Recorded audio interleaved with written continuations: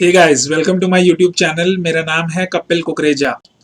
आज मैं आप लोगों के साथ डिस्कस करने वाला हूँ MCQ and one marker questions जो आप लोगों के 20 मार्क्स के आने वाले हैं आपके बोर्ड्स के एग्जाम में। आने वाले कुछ दिनों में we will be discussing about accounts, economics and business studies. इन तीनों के बहुत सारे एमसीक्यू और वन मार्कर क्वेश्चंस डिस्कस करेंगे। जो आज का हमारा टॉपिक रहेगा वो रहेगा नॉट फॉर प्रॉफिट ऑर्गेनाइजेशंस, और इससे भी बहुत सारी इसके पार्ट्स आएंगे। तो रेगुलर बेसिस पे आप अपडेट रहना। अभी हम इसमें 5 क्वेश्चंस को डिस्कस करेंगे और आगे आने वाली वीडियोस में हम और क्वेश्चंस को डिस्कस करेंगे। ठीक है, सो लेट्स स्टार्ट। तो सबसे पहले क्वेश्चन यहाँ पे है, receipts and payment account is prepared on. तो ये आपसे पूछना चाह रहा है कि वो किस बेसिस पे बनता है रिसिप्ट्स एंड पेमेंट अकाउंट। तो आप लोगों को यहाँ पे याद रखना है कि वो टाइम बेसिस पे नहीं बनता, एक्रूअल पे भी नहीं बनता, सेल्स पे भी नहीं बनता, वो बनता है बेटे कैश बेसिस पे। इसका क्या मतलब है?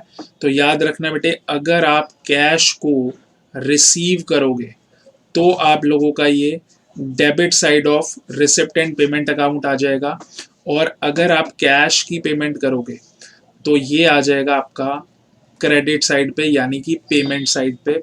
इसका क्या मतलब है? इसका ये मतलब है, चाहे वो पेमेंट करंट ईयर की हो, चाहे वो पेमेंट प्रीवियस ईयर की हो, या वो पेमेंट फ्यूचर ईयर की हो, अगर वो पेमेंट आपने इस साल में करी है फॉर एनी ईयर, अगर आपने कैश में पेमेंट करी है तो वो आप लोगों का रिसिप्ट एंड पेमेंट अकाउंट में 100% आएगा ही आएगा। आगे बढ़ते हैं। हमारा सेकंड क्वेश्चन है, not for profit organisations prepare. तो यहाँ पे ये पूछ रहा है कि not for profit organisations prepare क्या करते हैं। तो याद रखना बेटे, आप इनकम एंड एक्सपेंडिचर अकाउंट वो प्रिपेयर करते हैं। ट्रेडिंग अकाउंट या trading and profit and loss account ये वो प्रिपेयर नहीं करते। ठीक है, चलिए आगे बढ़ते हैं।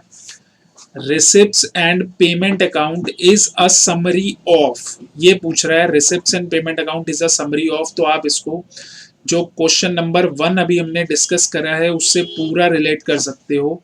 तो रिसिप्ट्स एंड पेमेंट अकाउंट किस चीज की समरी है? वो लेजर अकाउंट की समरी नहीं है, तो ये गलत आंसर है। कैश रिसिप्ट्स एंड पेमेंट्स की समरी होती है वो, तो this is your correct answer. The correct answer is B. Income and expenses की नहीं करता, balance of asset and liability भी ये नहीं करता।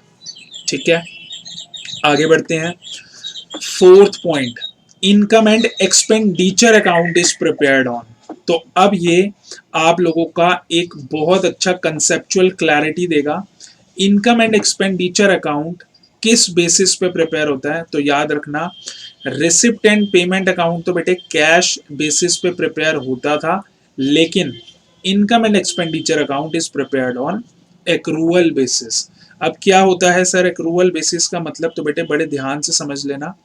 एक्रूअल बेसिस का मतलब ये होता है दैट पर्टिकुलर ट्रांजैक्शन वो करंट ईयर की होनी चाहिए, whether it is outstanding, whether it is accrued. तो कुछ भी हो, एक्रूड हो या आउटस्टैंडिंग हो, वट एवर द केस, अगर वो ट्रांजैक्शन करंट ईयर से रिलेट करती है तो वो आपकी इनकम एंड एक्सपेंडिचर अकाउंट में 100% आएगी। इसको कहते हैं accrual basis. Income and expenditure account is prepared on accrual basis and your correct answer is B. Final question for the day, legacy donation. तो ये एक टेक्निकल क्वेश्चन आ गया भाई, यहां से थोड़ा सा टेक्निकल होता चला जाएगा अगली वीडियोस में।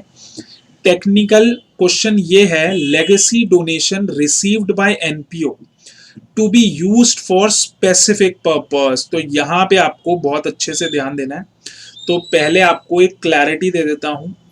जो आपकी लेगेसी होती है, लेगेसी का नॉर्मल मतलब समझ लो। लेगेसी का मतलब होता है कोई अगर पर्सन अपनी डेथ के बाद अगर अपना सब कुछ एक एनपीओ को देना चाहता है तो वो उसको हैंड ओवर दे देगा, या कुछ भी करके उसको अपने एनपीओ के नाम लिख देगा अपनी सारी विल या वसीयत के तरीके से। ठीक है, तो लेगेसी बेसिकली दो तरीके से यूज हो सकती है, जनरल डोनेशन, या आप कह सकते हो कि जनरल पर्पस, और it can be used as a specific purpose. तो ये कैसे पता चलता है सर? बेटे ये आपको पता चलेगा जब आपको क्वेश्चन में स्पेसिफिकली गिवन होगा कि ये जनरल की तरह यूज करना है आपको या फिर स्पेसिफिक की तरह यूज करना है। तो यहाँ पे आपका क्वेश्चन क्या बना है कि स्पेसिफिक पर्पस के लिए यूज होता है। तो अगर वो स्पेसिफिक के लिए यूज है तो याद रखना it will be a capital receipt. और वो रिवेन्यू रिसिप्ट कब बनेगी? जब वो जनरल पर्पस के लिए यूज होगी। तो दोनों में डिफरेंस याद रखना, अगर पर्पस है जनरल तो रिवेन्यू रिसिप्ट, और अगर पर्पस है कैपिटल सॉरी स्पेसिफिक तो वो कैपिटल रिसिप्ट मानी जाएगी। एसेट कभी भी नहीं मानी जाती, और मैनेजमेंट कभी भी इस बारे में कुछ भी डिसाइड नहीं करता। तो ये था बेटे हमारे फर्स्ट 5 एमसीक्यूज। आगे आने वाले टाइम में अकाउंट्स, इकोनॉमिक्स एंड बिजनेस तीनों के बहुत सारे एमसीक्यूज आते रहेंगे, और 20 मार्कर आपके बहुत अच्छे से प्रिपेयर हो जाएंगे फॉर योर बोर्ड एग्जामिनेशंस। ठीक है, thank you for listening and God bless you all.